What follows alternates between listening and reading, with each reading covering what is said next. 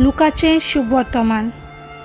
2 पेटेंत आपले दान देणे घालताली ते आस्तीक मनशाक जेजून चोत्रायेन पळयली, आनी कोण एकली गरीब दोलडिरे विधवेकूय 2 लेपटोन घालतना ताणें देखली आनी म्हणलें, हांव तुमकां खरेंच सांगता, ही गरीब विधवेन सगल्या परस अदीक घालें।